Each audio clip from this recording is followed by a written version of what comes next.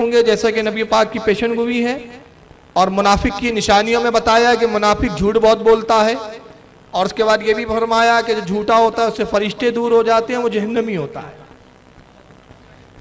اب آئیے یہاں سے ہم ایک نئی گفتگو شروع کرنے جا رہے ہیں، اور گفتگو یہ ہے کہ جو اس دور کے سب سے بڑے جھوٹے ہیں، جن کے میں نے نام بھی لے لیے، کہ ایک فرقہ غیر مقلدین جو اپنے آپ کو اہل حدیث بتاتا ہے، اور دوسرا فرقہ ہے دیوبندی۔ یہ دو فرقوں کا ہمیں جائزہ لینا ہے۔ تعجب تو یہ ہے کہ یہ خود جھوٹے حدیثیں گڑھ بیان کرتے ہیں، جھوٹی کتابیں لکھتے ہیں، جھوٹی کتابیں اور جھوٹے واقعات منسوب کر دیتے ہیں، جھوٹی روایتیں بیان کرتے ہیں، مگر پوری دنیا میں یہ ظاہر یہ کرتے ہیں کہ سب سے زیادہ سچ بولنے والے یہی ہیں۔ پوری دنیا میں سچے یہی ہے، اسلام کے سمجھنے والے یہی ہے، اسلام کے جاننے والے یہی ہے، باقی پوری دنیا بیوقوفوں سے بھری پڑی ہے۔ معراج ربانی صاحب ہم اہل سنت والجماعت پر الزام لگاتے ہیں کہ حنفی جو ہوتے ہیں وہ بہت جھوٹے ہوتے ہیں۔ انہوں نے چونکہ ہمیں جھوٹا ٹھہرایا، اس لیے ہم مجبور ہوئے کہ ہم ان کی جماعت کے، ان کے ملاؤں کے کچھ جھوٹ آپ کو دکھائیں۔ تو سب سے پہلے ان کا دعویٰ سن لیں، اور دعویٰ سننے کے بعد پھر ہم آگے گفتگو کریں گے کہ وہ ہمیں جھوٹا ٹھہراتے ہوئے کیا کہتے ہیں، ذرا اس کو آپ سماعت فرمائیں۔ ایک عجیب و غریب بات، اور اللہ کی قسم اگر مجھے اجازت دی جائے اور میں اپنے اس دعوے کی دلیل بھی پوری دنیا کے سامنے پیش کرنے کے لیے میں تیار ہوں کہ اللہ کی قسم اتنا جھوٹ اگر میں کہتا ہوں، اگر اس دور کے اندر جس طرح تھوک کے بھاؤ یہ دیوبندی یا بریلوی جتنے بھی لوگ ہیں جو اپنے آپ کو حنفی کہتے ہیں، جتنے جھوٹ بولتے ہیں، اللہ کی قسم اگر اس دور میں کسی کو کذاب کہنا ہو نا، کذاب کہ تو بہت بڑا جھوٹا ہے، اسے کذاب نہ کہو، اسے جھوٹا نہ کہو، بلکہ میں دعویٰ کرتا ہوں اسے یہ کہہ دو تو حنفی۔ اس لیے کہ اس قدر تھوک کے بھاؤ جھوٹ بولی جا رہی، اس طرح لوگ جھوٹ بولتے ہیں۔ علامہ والحفیظ توصیف الرحمان کہتے ہیں کہ تھوک کے بھاؤ حنفی بریلوی جھوٹ بولتے ہیں۔ ہاں معراج ربانی بول رہے ہیں کہ تھوک کے بھاؤ حنفی جھوٹ بولتے ہیں، اور اس کے بعد اس نے قسم کھائی۔ یہ بھی ایک نشانی ہے کہ حدیث میں آیا جو جھوٹا ہوتا ہے وہ قسمیں بھی بہت زیادہ کھاتا ہے۔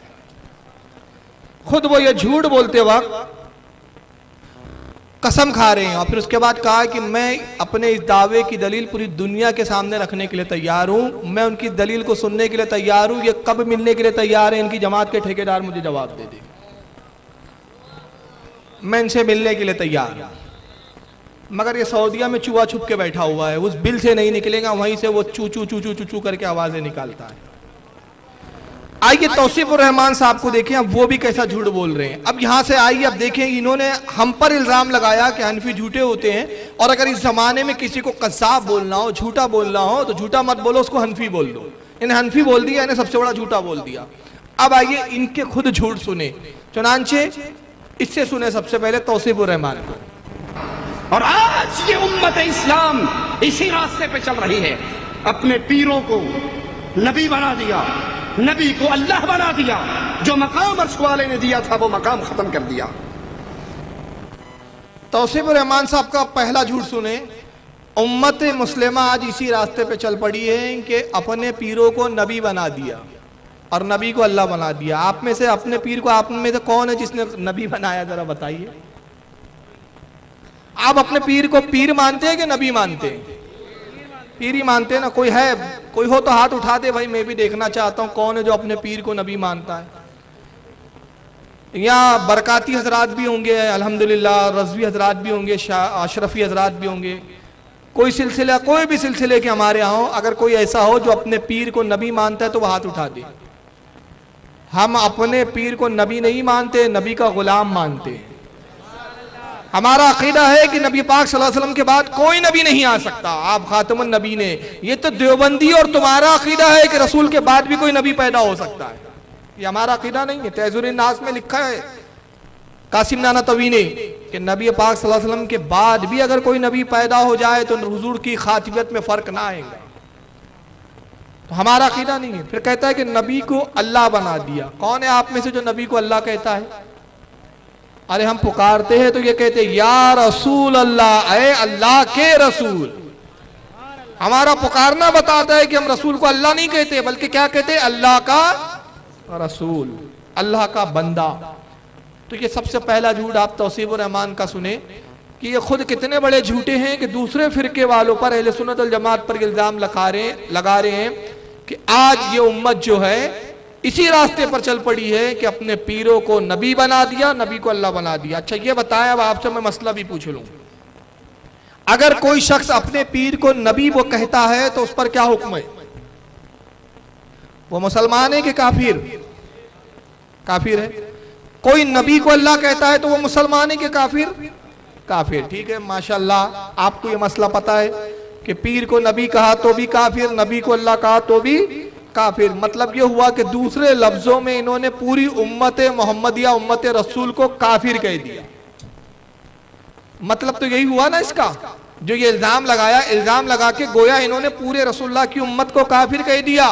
تو اب جو پورے امت مصطفیٰ صلی اللہ علیہ وسلم کو کافر کہہ دے وہ خود مسلمان بچا؟ ہرگز نہیں بچیں گا، یہ کفر اس پر لوٹ آئے گا۔ اب معراج ربانی کا دعویٰ تھا، حنفی جھوٹے ہوتے، آئیے ان کا خود جھوٹ سن لے۔ حضرت غوث العظم کے سلسلے میں شیخ عبد القادر جیلانی، جس کو دوسرا خدا ہمارے دنیا کے لوگ سمجھتے ہیں، اور بلکہ انہی کو سب کچھ سمجھتے ہیں، انہی کو خدا سمجھتے ہیں، اللہ سمجھتے ہیں۔ اللہ کو کوئی نہیں پکارتا، جن کو دیکھو غوث کا دامن نہیں چھوڑیں گے، غوث کا دامن نہیں چھوڑیں گے۔ کوئی غوث کا کتا بن رہا ہے، کوئی معراج ربانی صاحب کہتے ہیں کہ جس کو نہیں دیکھو وہ غوث کو پکار رہا ہے، اور ہمارے ہندوستان پاکستان میں اللہ کی قسم غوث پاک کو دوسرا خدا سمجھتے ہیں۔ آپ میں سے کون غوث پاک کو دوسرا خدا سمجھتا ہے؟ کوئی نہیں۔ اب دعویٰ یہ ہے ان کا کہ آپ خدا اس لیے سمجھتے ہیں کہ آپ جس کو نہیں دیکھو پکار رہا ہے، غوث کا دامن نہیں چھوڑیں گے، غوث کا دامن نہیں چھوڑیں گے۔ تو بھائی ہم تو کہتے ہیں غوث کا دامن نہیں چھوڑیں گے، تو کیا غیر مقلدین کہتے ہیں اللہ کا دامن نہیں چھوڑیں گے؟ تو اللہ کا دامن ہے، اللہ کا دامن ہے۔ جس کا دامن ہوتا ہے وہ خدا نہیں ہوتا، اور جو دامن والا ہوتا ہے وہ خدا کا بندہ ہوتا ہے۔ تو غوث پاک خدا نہیں ہے، خدا کے بندے ہیں۔ مگر ہم کہتے ہیں غوث کا دامن نہیں چھوڑیں گے، تو دامن سے مراد یہ دامن نہیں ہوتا، بلکہ کیا ہوتا ہے؟ غوث کی تعلیمات نہیں چھوڑیں گے، غوث اعظم کی محبت نہیں چھوڑیں گے۔ مطلب یہ ہوتا ہے، دامن نہیں ہوتا۔ ان کی عجیب الٹی عقل ہے۔ تو انہوں نے کہا غوث کا کوئی کتا بن رہا ہے، کوئی جو ہے غلام بن رہا ہے، کوئی اپنے آپ کو غوث کا خادم کہہ رہا ہے، وغیرہ وغیرہ، اور جس کو نہیں دیکھو غوث کو پکار رہا ہے، اللہ کو کوئی نہیں پکارتا۔ یہ بھی جھوٹا الزام ہے کہ نہیں ہے؟ کیا ہم لوگ اللہ کو نہیں پکارتے؟ بالکل پکارتے ہیں، اللہ کی عبادت کرتے ہیں۔ ہمارے نزدیک عبادت کے لائق اللہ رب العزت کی ذات ہے، اللہ کے علاوہ کوئی عبادت کے لائق نہیں۔ عبادت اللہ کی کرتے ہیں، اور بزرگوں کا ہم ادب کرتے ہیں، ہم بزرگوں کی تعظیم کرتے ہیں۔ بہرحال یہ دو میں نے نمونے آپ کو دکھائے، اور یہ دو نمونوں سے آپ کو واضح ہو گیا کہ ان کا دعویٰ کچھ ہے اور دعوے کی دلیل ان کے پاس کچھ اور ہے۔ ان کا دعویٰ تو یہ ہے کہ حنفی حضرات جھوٹے ہوتے ہیں، مگر دلیل کے نام پر ان کے پاس کچھ بھی نہیں، بلکہ کیا ہے کہ جھوٹے الزامات، جھوٹی تہمتیں، اور ان الزامات کی روشنی میں ہم جائزہ لے تو پتہ چلتا ہے یہ خود روئے زمین کے سب سے بڑے جھوٹے ہیں۔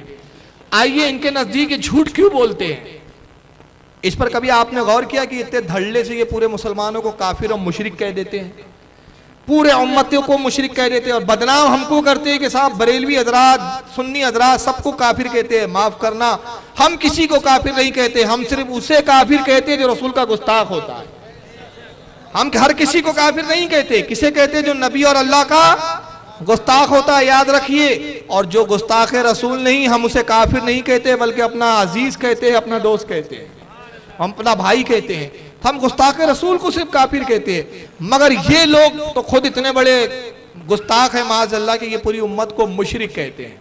مزار پہ جاتے ہی جو امت کے لوگ کہتے ہیں مشرک ہے، فاتحہ دلاتے ہیں تو مشرک ہے، نیاز کرتے ہیں تو مشرک ہے۔ اب یہ سب مشرک بول بول کے جھوٹی تہمتیں لگاتے، اس کی وجہ کیا ہے پتہ ہے؟ اس کی سب سے بڑی وجہ یہ ہے کہ ان کے نزدیک خدا جھوٹا ہے، جھوٹ بول سکتا ہے۔ تو اب جن کے نزدیک خود خدا جھوٹا ہو تو یہ اس کے بندے ہو کر جھوٹ نہ بولے تو پھر کیا بولے؟ آئیے دیکھیے، میں حوالہ بتا دوں، یہ ہے فتاوی رشیدیہ، یہاں ٹیبل پہ بھی میرے پاس موجود ہے، مانیٹر پہ میں آپ کو دکھا رہا ہوں۔ فتاوی رشیدیہ جو دیوبند کے بہت بڑے علامہ مولانا رشید احمد گنگوئی صاحب نے لکھی، اس کا صفحہ نمبر 97 ہے 97۔ اس پر ان سے سوال ہوا ہے کہ بھائی اللہ کیا جھوٹ بول سکتا ہے یا نہیں؟ اس کے جواب میں وہ دلیلیں دے رہے ہیں کہ ہاں اللہ جھوٹ بول سکتا ہے، یہ بھی دلیل ہے کہ جھوٹ بول سکتا ہے، یہ بھی ہے، بزرگوں سے بھی ثابت ہے کہ جھوٹ بول سکتا ہے۔ اب وہ دلیل دیتے دیتے آخری میں نتیجہ دیتے کہتے پس ثابت ہوا کہ قسم داخل تحت قدرت باری تعالی جل وعلا ہے، کیوں نہ ہو وَهُوَ عَلَى كُلِّ شَيْءٍ قَدِيرٌ۔ رشید احمد گنگوئی صاحب بڑی گاڑی اردو میں کہتے ہیں کہ ہم ثابت کر چکے کہ اللہ تعالیٰ کے لیے جھوٹ بولنا اس کی قدرت کے تحت داخل ہے، اس کی قدرت میں ہے، اس کو قدرت ہے، وہ طاقت رکھتا ہے کہ جھوٹ بولے، جھوٹ کہے، اور اس لیے وہ جھوٹ کہہ سکتا ہے، اس لیے اس کی قدرت ہے کہ جھوٹ بولے، قادر ہے اس پر جھوٹ بولے، کہ خود قرآن میں فرماتا ہے وَهُوَ عَلَى كُلِّ شَيْءٍ قَدِيرٌ، اور وہ ہر چاہے پر ہر چیز پر قادر ہے۔ تو اس کا مطلب یہ وہ جھوٹ پر بھی قادر ہے، جھوٹ پر بھی اس کو قدرت ہے۔ مولوی اسماعیل دہلوی صاحب کی کتاب ہے جس کا نام ہے رسالہ یکروزہ، چھوٹا سا رسالہ ہے یکروزہ، اس میں مولوی اسماعیل دہلوی صاحب کہتے ہیں کہ پس ہم تسلیم نہیں کرتے کہ اللہ تعالیٰ کا جھوٹ بولنا محال بالذات ہو، ورنہ لازم آئے گا کہ قدرت انسانی رب تعالیٰ کی قدرت سے زائد ہے۔ مولوی اسماعیل دہلوی کی اس عبارت کا مفہوم یہ ہے جو میں آسان لفظوں میں آپ کو سمجھاؤں، کہتے ہیں کہ ہم یہ تسلیم کرتے ہیں کہ اللہ تعالیٰ کا جھوٹ بولنا محال نہیں ہے، مطلب ناممکن نہیں ہے، ممکن ہے کہ اللہ جھوٹ بولے، اور یہ ماننا پڑے گا کہ اللہ چاہے تو جھوٹ بول سکتا ہے، اور اگر اللہ کو جھوٹا نہ مانا، یہ عقیدہ نہ رکھا کہ اللہ جھوٹ بول سکتا ہے، تو پھر قدرت انسانی تو بڑھ گئی اللہ سے کہ معاذ اللہ بندہ تو جھوٹ بول سکتا ہے، اللہ نہیں بول سکتا، تو اللہ تو بندے کے مقابلے میں کمزور ہو گیا کہ بندہ جھوٹ بولے اور اللہ نہ بول سکے، تو ماننا پڑے گا کہ اللہ بھی جھوٹ بولنے پر قادر ہے۔ اب میں ان سے پوچھنا چاہتا ہوں کہ آپ کے نزدیک دلیل یہ ہے کہ جو کام بندہ کرتا ہے وہ اللہ بھی کرے، ورنہ بندہ قدرت میں اللہ سے بڑھ جائے گا۔ بندہ جھوٹ بول سکتا ہے تو اللہ کو بھی بولنا چاہیے، نہیں بولے گا اللہ تو بندہ قدرت میں آگے بڑھ گیا۔ تو بتائیے بندہ تو اولاد بھی پیدا کر سکتا ہے، تب اللہ بھی اولاد پیدا کر سکتا ہے۔ بندہ مرتا ہے، بندے کے قدرت کے تحت ہے موت کا آنا، اس کے اندر اس کی فطرت ہے، معاذ اللہ کہ اللہ کو بھی موت آئیں گی۔ بندہ غیبت کرنے پر قادر ہے، جب چاہے جس کی چاہے غیبت کر لے، تو کیا اللہ بھی غیبت کرتا ہے؟ بندہ زنا کرنے پر بھی قادر ہے، زنا کرتا ہے، تو کیا معاذ اللہ اللہ بھی تمہارے نزدیک زنا کر سکتا ہے؟ بندہ چغلی کرتا ہے، جھوٹ بولتا ہے، چوری کرتا ہے، معاذ اللہ کیا اللہ بھی چوری کر سکتا ہے؟ ہمارا عقیدہ ہے کہ رب تبارک و تعالیٰ کے لیے عیب محال ہے، عیب کا ہونا محال ہے، وہ اس کی قدرت میں نہیں ہے کہ جھوٹ بولے، اس کی قدرت میں نہیں ہے کہ چوری کرے، اس کی قدرت میں نہیں ہے کہ کسی کی غیبت کرے، اس کی قدرت میں نہیں ہے کہ وہ زنا کا ارتکاب کرے، وہ ان تمام چیزوں سے پاک ہے۔ اب آپ کو تعجب ہوگا، میں ایک نئی بات یہاں سنا رہا ہوں، نیٹس کی دنیا سے جو لوگ جڑے ہوئے ہیں ان کو پتا ہے کہ بعض دیوبندی حضرات یہ مشہور کرتے ہیں کہ اعلیٰ حضرت نے اپنی کتابوں میں لکھا کہ دیوبندیوں کا خدا وہ ہے کہ جو جھوٹ بولتا ہے، دیوبندیوں کا خدا وہ ہے کہ جو ناچتا ہے، دیوبندیوں کا خدا وہ ہے جو تھرکتا ہے، دیوبندیوں کا خدا وہ ہے جو زنا کرتا ہے۔ یہ اعلیٰ حضرت پر وہ ایک بات منسوب کرتے ہیں، آپ نے سنا ہے یہ بات؟ سنا ہے نا؟ آئیے آج اس کا جواب بتا رہا ہوں۔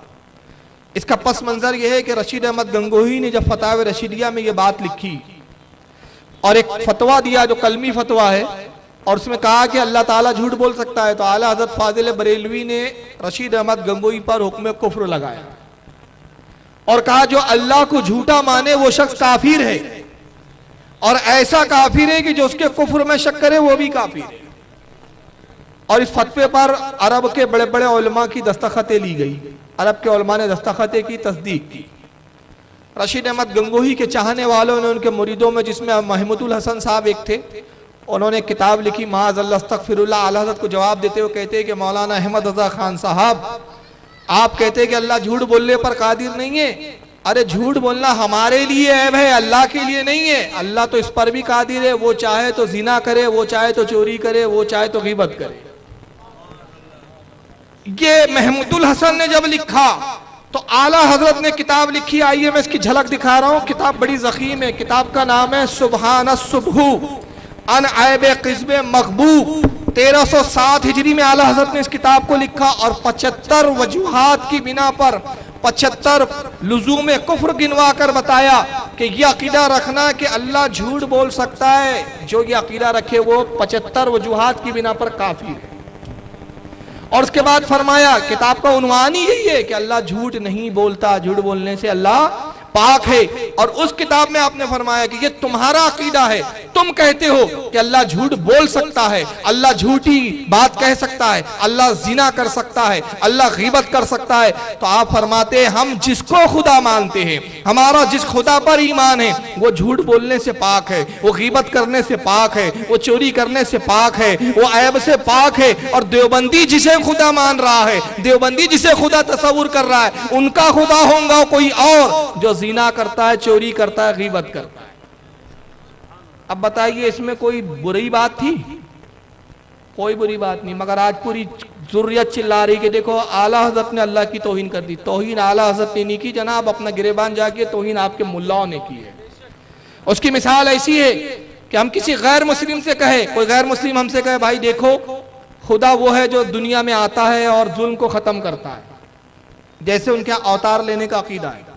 हम कहेंगे नहीं भाई, हमारा खुदा वो है जो अवतार लेने से पाक है, हमारा खुदा वो है, हम उसे खुदा मानते जो पैदा होने से पाक है, वो किसी के घर में पैदा नहीं होता। हाँ, आप लोग जिसे खुदा मानते हैं, आप लोग जिसे खुदा तस्वुर करते हैं, वो आपका खुदा है जिसके 6 हाथ होंगे, जिसकी नाक है, और वो आपका खुदा होगा जो अवतार लेता है, पैदा होता है। हमारा खुदा इससे पाक है।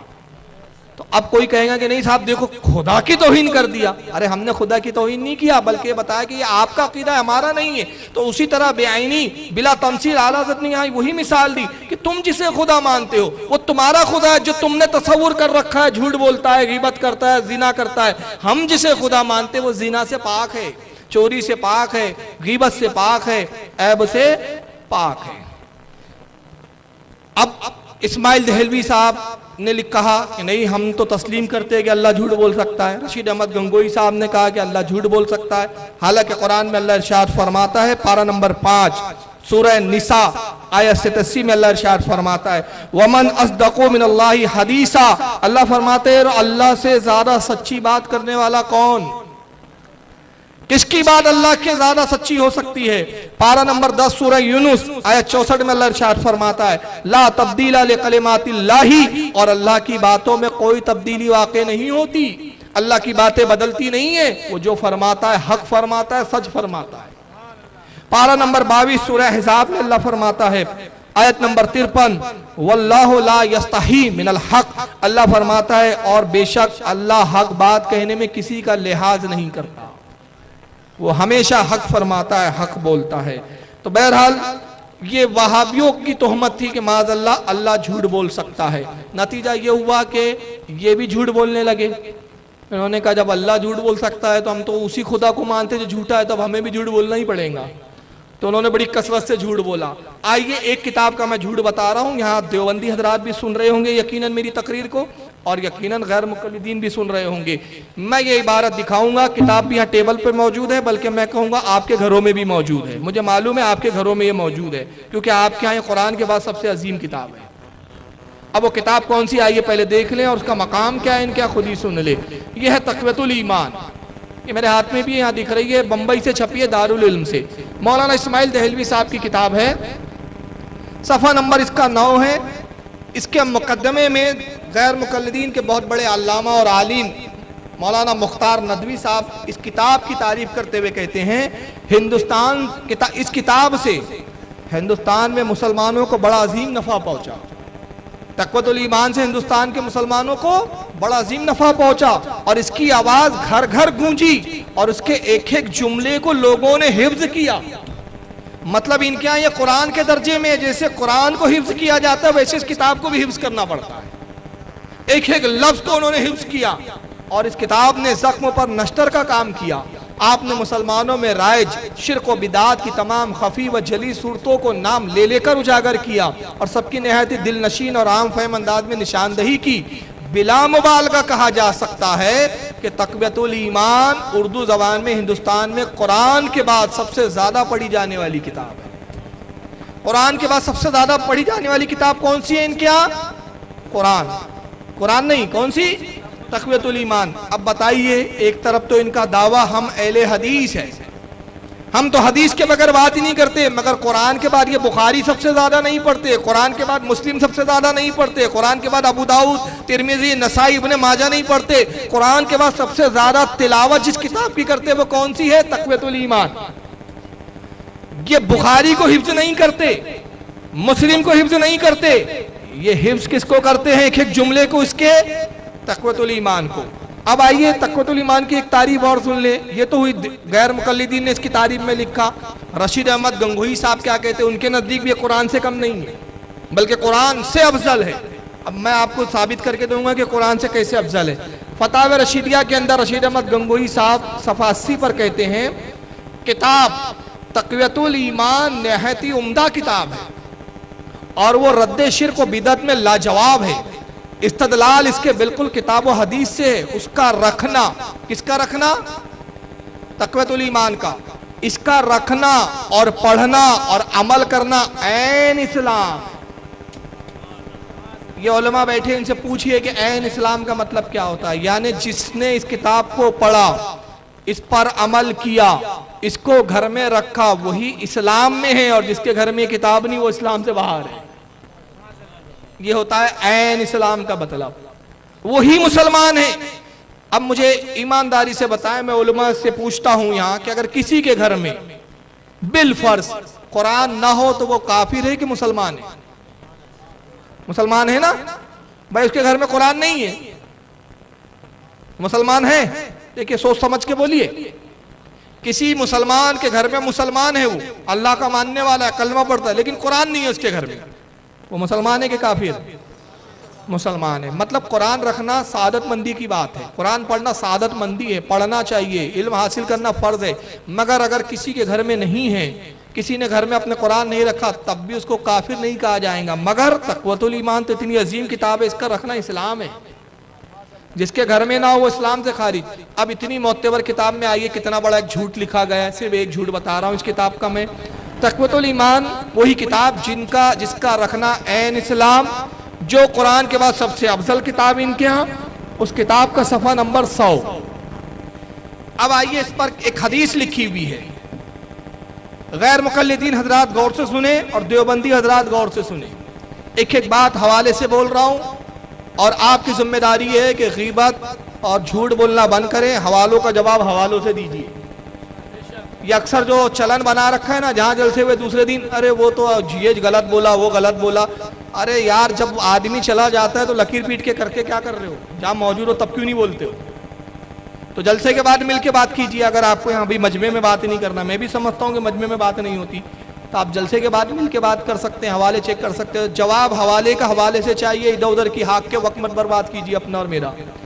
ایک حدیث لکھی اسماعیل دہلوی صاحب نے. حدیث یہ ہے کہ ایک صحابی رسول ہے، ان صحابی رسول کا نام ہے قیس بن سعد. میں حدیث زبانی سنا دے رہا ہوں، حدیث لکھی بھی آپ کو اسکرین پیج پہ دکھ بھی رہی ہوں گی. قیس بن سعد رضی اللہ تعالیٰ عنہ کہتے ہیں کہ میں ہیرا شہر گیا، میں نے دیکھا کہ وہاں لوگ اپنے راجہ کو سجدہ کرتے ہیں، اپنے بادشاہ کو سجدہ کرتے ہیں تعظیم سے. میں آیا اور میں نے عرض کیا یا رسول اللہ، لوگ آپ کو سجدہ کرتے ہیں. اب دیکھیں میں وہاں سے الفاظ پڑھ رہا ہوں. فَقُلْتُ إِنِّي أَتَيْتُ الْحِرَارَةَ فَأَرَيْتُمْ يَسْجُدُونَ لِمِرْزَانَ لَهُمْ فَأَنْتَ أَحَقُّ أَنْ نَسْجُدُ لَكَ. وہ کہتے ہیں کہ میں نے رسول اللہ سے کہا، میں اسماعیل دہلوی کا ہی ترجمہ پڑھتا ہوں. چنانچہ رسول اللہ کے پاس آ کر میں نے عرض کیا، ہیرا شہر میں نے جا کر دیکھا کہ لوگ اپنے راجہ کو سجدہ کر رہے ہیں، تو آپ زیادہ حقدار ہے کہ ہم آپ کو سجدہ کریں. وہ صحابی نے کہا یا رسول اللہ، میں نے ہیرا شہر میں دیکھا کہ لوگ اپنے راجہ کو سجدہ کر رہے ہیں، آپ تو اس سے زیادہ حقدار ہے کہ ہم آپ کو سجدہ کریں. اب آگے کہتے فقالا، اللہ کے نبی نے ارشاد فرمایا، فقالا لی، نبی نے مجھ سے کہا، ارائیتا لو مررتا بقبری آکنتا تسجدو لہو. اے قیس، کیا اگر تو میری قبر پر گزریں گا؟ ابھی نہیں کا میں ترجمہ پڑھوں. آپ نے فرمایا اگر تم میری قبر پر گزرو گے تو کیا اس کو سجدہ کرو گے؟ قلت لا، میں نے کہا نہیں. فقال لا تفعلوا، تو آپ نے فرمایا پھر مجھے سجدہ نہ کرو. یا ہو گئی حدیث ختم. حدیث کتنی ہے اور حوالہ لکھا ہے مشکات شریف. مشکات میرے پاس بھی موجود، تمہارے پاس بھی موجود، تمہارے مدرسوں میں بھی موجود. حوالہ مشکات لکھا ہوا ہے. پھر سنیں, مشکات میرے پاس بھی ہے, تمہارے پاس بھی ہے, تمہارے مدرسوں میں بھی ہے. مشکات میں یہ حدیث یہاں ختم ہو گئی کہ اللہ کے نبی نے ارشاد فرمایا پھر مجھے سجدہ مت کرو, مجھے سجدہ کرنا درست نہیں ہے. مگر اسماعیل دہلوی حدیث کو آگے بڑھاتے ہوئے کہتے ہیں کہ مجھے سجدہ نہ کرو, یعنی میں بھی ایک دن مر کر مٹی میں ملنے والا ہوں, تو کب سجدے کے لائق ہوں. معاذ اللہ, معاذ اللہ. اب میرا صرف ایک چھوٹا سا مطالبہ ہے, اور وہ مطالبہ یہ ہے کہ اگر واقعی آپ میں حقانیت ہے, آپ میں شرم و غیرت کا ذرہ سا بھی ذرہ بچا ہوا ہے, تو مجھے صرف حدیث میں وہ لفظ دکھا دو کہ عربی متن میں وہ کون سے لفظ ہے جس کا ترجمہ اسماعیل دہلوی صاحب نے یہ کیا کہ میں بھی ایک دن مر کر مٹی میں ملنے والا ہوں. کس کی طرف جھوٹ بانا؟ سرکار کی طرف. اور اللہ کے نبی کی حدیث ہے کہ جس نے مجھ پر جھوٹ بانا اس کا ٹھکانہ جہنم ہے. تو تمہارا سب سے بڑا پیشوا جس کی کتاب تمہارے نزدیک عین اسلام تھی وہ جھوٹے کی کتاب ثابت ہوئی, اس کے حوالے جھوٹے ثابت ہوئے, کسی حدیث میں نہیں ہے. ابھی پچھلے بار میں بامبے آیا تھا, ایک صاحب میرے ہوٹل پہ ملنے آئے, دیوبندی حضرات تھے. یہی عبارت میں نے دکھا دی ان کو کہ بھائی یہ گستاخی ہے, تو بڑی دور کی تعویل نکالی انہوں نے. کہا صاحب وہ جملے اسماعیل دہلوی کے رسول اللہ کے نہیں ہیں, وہ تو اسماعیل دہلوی صاحب اس کو سمجھاتے ہوئے کہہ رہے ہیں کہ یعنی میں بھی ایک دن مر کر مٹی والا. یعنی کا مطلب یہ کہ یہاں اس کا مطلب یہ ہوا. میں نے کہا چلو مان لیا کہ اسماعیل دہلوی کے جملے ہیں, تو مجھے یہ بتائیے, اب جملے پہ غور کرے, یعنی میں بھی ایک دن, یہ میں کون ہے؟ میں نے کہا یہ میں کی اضافت کس کی طرف ہے؟ یہ میں اسماعیل دہلوی ہے کہ رسول اللہ ہے؟ اور یہ جملے کس کی بنائے جا رہے ہیں؟ کہنے والا کہہ رہا ہے. تو اسماعیل دہلوی کو اگر تشریح کرنی تھی تو تشریح تو یوں ہونی چاہیے تھی کہ اسماعیل دہلوی کہتے یعنی اس حدیث سے ثابت ہوا کہ رسول اللہ بھی ایک دن مر کر مٹی میں مل جائیں گے. یہ جملے ہونے چاہیے تھے اگر اسماعیل دہلوی کے جملے ہوتے. مگر اسماعیل دہلوی کے جملے یہ نہیں ہے کہ وہ کہہ رہے ہیں کہ اس کا حدیث کا مطلب یہ ہے کہ رسول بھی ایک دن مر کر مٹی میں مل جائیں گے, بلکہ رسول کی طرف نسبت کرتے ہوئے کہا کہ یعنی نبی نے کہا میں بھی ایک دن مر کر مٹی میں ملنے والا. تو نبی نے کس حدیث میں ایسا فرمایا؟ چلو آپ کے مولوی نے تقویۃ الایمان میں تو مشکات کا حوالہ دیا. اب میں تھوڑا سی فراغ دلی اور سخاوت کا سلوک کر رہا ہوں آپ سے. میری سخاوت دیکھو, اب آپ میری فیاضی دیکھو. مشکات نہیں, کتب حدیث میں, دنیا حدیث میں کسی بھی کتاب میں یہ حدیث مجھے دکھا, کسی بھی کتاب. قیامت آ جائیں گی مگر تمہارے باپ دادا مر جائیں گے مگر اس کی حدیث کا ٹکڑا تم نہیں دکھا سکو گے. تو آپ اندازہ لگائیے کہ دیکھیے اپنا باطل عقیدہ تھوپنے کے لیے, کیونکہ معاذ اللہ اللہ کے نبی صلی اللہ علیہ وسلم کو مردہ مانتے ہیں, مردہ سمجھتے ہیں, تو اس کے لیے کیا کرتے ہیں؟ معاذ اللہ استغفر اللہ, نبی کی طرف جھوٹ منسوب کرتے ہیں تاکہ لوگوں کو یہ لگے کہ رسول نے خود فرمایا. اور ابھی کیا کیا پتا ہے؟ بڑی عجیب بات ہے. دیکھیے جھوٹ کے پیر نہیں ہوتے. یہ کتاب چھاپی کہ انہوں نے غیر مقلدین نے, انہوں نے لکھا کہ رسول اللہ نے فرمایا کہ میں ایک دن مر کر مٹی میں ملنے والا ہوں. سعودیہ سے کتاب چھپی تقویۃ الایمان, اس میں عبارت بدل دی گئی, عبارت بدل دیا اس میں. اب عبارت کیا لکھی؟ رسول نے فرمایا میں بھی ایک دن آگوش لحد میں جا کر سو جاؤں گا. دیوبندیوں نے تقویۃ الایمان چھاپی اور دیوبندیوں نے کیا کہا؟ یعنی میں بھی ایک دن مٹی سے ملنے والا ہوں. مٹی میں کی جگہ کر دیا مٹی سے. اب میں ان سے پوچھتا ہوں کہ سب سے پہلے دو سوال. پہلا سوال, اسماعیل دہلوی نے اوریجنل کیا لکھا تھا وہ بتائیے. بھائی ایک کتاب میں مٹی سے ملنے والا ہوں, ایک ایڈیشن میں لکھا ہے مٹی میں ملنے والا ہوں, اور ایک ایڈیشن میں بھی ایک دن آگوش لحد میں جا کر سو جاؤں گا. یہ 3-4 ایڈیشن ہو گئے.